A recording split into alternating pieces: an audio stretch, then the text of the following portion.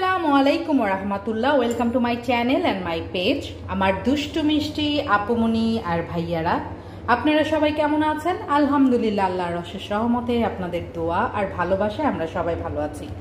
আজকে আপনাদের সাথে নিয়ে এসেছি একটা স্পেশাল মাছ, যেটা অনেকেই চেনে আবার অনেকেই চেনে না। আমি ঢাকাইয়া মাইয়া, সিলেটি বউ। তো সিলেটে এই মাছগুলো অনেক খুঁজেছি, পাইনি। এগুলো একমাত্র ঢাকাই মনে হয় পাওয়া যায়, আর অন্য কোথায় পাওয়া যায় আমি জানি না। এটা হচ্ছে অনেকে চেওয়া মাছ বলে, আর আমাদের পুরান ঢাকায় এটাকে পীরবদলি বলে। কল্লাটা দেখাতে পারছি না, কারণ আমার বোন এটাকে কেটে কুটে একদম রেডি করে দিয়েছে, আর কয়েকটা এভাবে আস্ত দিয়েছে বাচ্চাদের দেখানোর জন্য। তো এই মাছটা অনেক স্বাদ হয় যদি ভুনা করে রান্না করা যায়, অনেক টেস্টি। আপনারা কে কে এই মাছটা খান, আর আপনাদের এলাকায় এই মাছটাকে কি মাছ বলে অবশ্যই বলবেন। তো আমি এখন রান্নায় চলে যাব। আমার চুলা টুলা পাতিল রেডি, দিয়ে দিয়েছি পরিমাণ মতো তেল।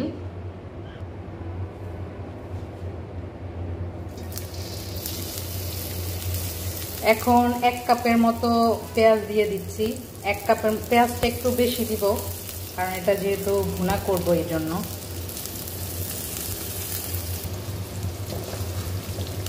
পেঁয়াজটা দেওয়ার পরই আমি দিয়ে দিব 1 চামচ লবণ। লবণ প্রথম অল্পই দিতে হবে, পরে লাগলে দিব। আর পেঁয়াজ দেওয়ার একটু পরেই লবণ দিলে ভালো, পেঁয়াজটা তাড়াতাড়ি নরম হয়ে যায়, কালারটা তাড়াতাড়ি চলে আসে।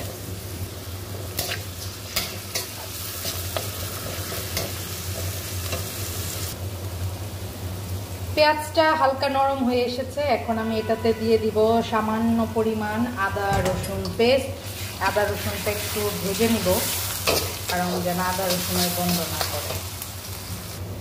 এখন দিয়ে দিচ্ছি সামান্য পরিমাণ পেঁয়াজ আর কি বলে এটা, পেঁয়াজ আর টমেটো পেস্ট।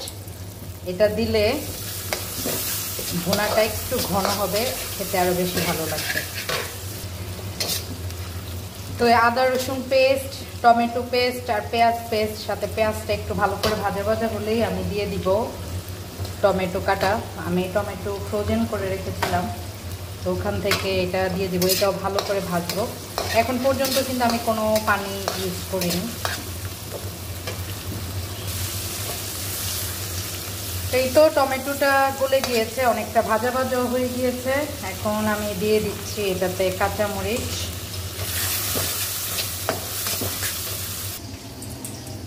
এখন এই যে আস্ত মাছগুলো রয়েছে, এগুলো তো ওদের দেখানোর জন্য রেখেছি, দেখালাম, ওদের ভয় দেখালাম, অনেক ফান করলাম। আর এখন আমি কাঁচি দিয়ে দিয়ে কেটে নিচ্ছি। আমি আসলে বটি ধরতে পারি না, যার কারণে কাঁচি দিয়েই করি, আর কাঁচি দিয়ে পারি। তো এই তো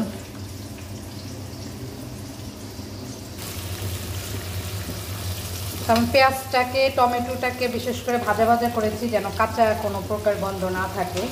আর এখন আমি দিয়ে দিব সামান্য একটু পানি।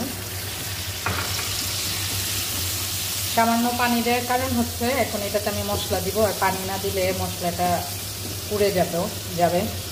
তো এই যে 1/2 চা চামচ হলুদ গুঁড়া, 1 চা চামচ মরিচ গুঁড়া, আমরা ঝাল খাই এই জন্য, আর আপনারা আপনাদের ঝাল মতো দিবেন। আর এই 1/2 চা চামচ ধনে গুঁড়া। তো ধনে গুঁড়াটা যারা পছন্দ করেন না তারা না দিলেও চলবে, তবে আমি সিলেটে আসার পর থেকে ধনে গুঁড়া খাওয়া শিখেছি, এই জন্য এখন আমি সব কিছুতে ধনে গুঁড়াটা দিই।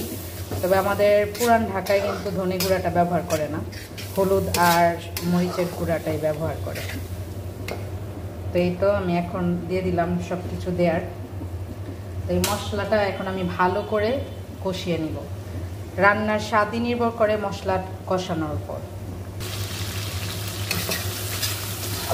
দেখতেই পাচ্ছেন মশলাটা কিন্তু অনেকটাই কষানো হয়ে গিয়েছে। তো আমি কিন্তু কয়েকবার নাড়াচাড়া দিয়েছি আর ঢাকনা দিয়ে রেখেছিলাম। তো এই যে মশলাটা কষানো হয়ে গিয়েছে, এটা বুঝবেন যখন উপর দিয়ে তেল ভেসে আসবে।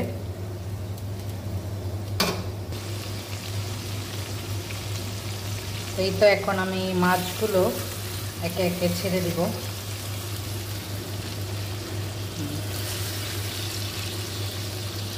অনেকেই এই মাছগুলোকে মানে প্রাথমিক পর্যায়ে দেখলে ভাবে যে এগুলো সাপ নাকি, কারণ দেখতে একদম লাল থাকে আর মুখটা খুবই ভয়ঙ্কর থাকে।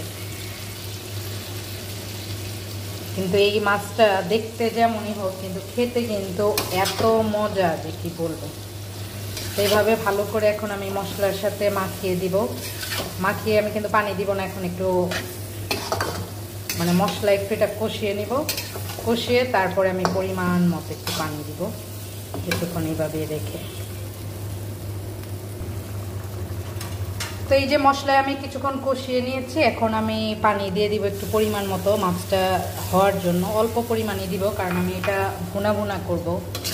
আর এখনই এত সুন্দর একটা স্মেল বের হয়েছে কি বলবো, অনেক সুন্দর একটা স্মেল বের হয়েছে। তো মাছটা হওয়ার জন্য আমি এখন একটু আঁচটা কমিয়ে দিয়েছি, কমিয়ে এখন আমি এটা হতে দিব। এই তো এই মাছটা হতে বেশি সময় লাগে না, অল্প সময় হয়ে যায়। আমি আরেকটু কাঁচামরিচ দিয়ে দিলাম, আর এখন একটু নাড়া দিয়ে ধনে পাতাটাও দিয়ে দিই। এই যে দেখেন কি দারুণ একটা কালার এসেছে, উফ! অনেকের এটা দেখে ক্ষুধা লেগে যাবে। আপনারা মানে খেতে চাইলে খেতে পারেন, কিনে কিন্তু আফসোস এই মাছটা সব জায়গায় পাওয়া যায় না। পুরান ঢাকায়ও সব সময় পাওয়া যায় না, খুব কম। অনেক বছর পর রান্না করলাম, অনেক বছর পর এটা খাবো। এই যে ধনে পাতা দিয়ে দিয়েছি, এখন ধনে পাতা দিয়ে আর একটু ঢাকনা দিয়ে দিব, আর একটু কিছুক্ষণ হবে। তো 5 মিনিট পর এই যে ঢাকনাটা খুললাম, দেখতেই পাচ্ছেন প্রায় হয়ে গিয়েছে। হালকা একটু ঝোল ঝোল রাখলাম, এটা একটু ঠান্ডা হওয়ার পর, ঝোল না ঠিক ভুনাই, এটা আরেকটু শুকাবো, আর ঠান্ডা হলে আর একটু শুকিয়েও যাবে। আর এই চুলায় এই তো রান্না করছি লাল শাক দিয়ে চিংড়ি। আর এখানে আয়োজন করে রেখেছি এই যে গরুর মাংস দিয়ে আজকে একটা রান্না করব, যেটা আমি এর আগে কখনো করিনি, তবে আমার উনি খুবই পছন্দ করেন। ওনার জন্য এই যে পেঁপে দিয়ে, পেঁপেটা হালকা ভাপ দিয়ে পানি ফেলে নিয়েছি, কারণ পেঁপের একটা স্মেল আছে যেটা অনেকেই একদম পছন্দ করে না। এইগুলো রান্না করব যখন আমার এই রান্নাগুলা কমপ্লিট হয়ে যাবে। তো এখন এই পর্যায়টা একটু বাড়িয়ে দিব, কারণ ঝোলটা আমি এখন কমায় নিব।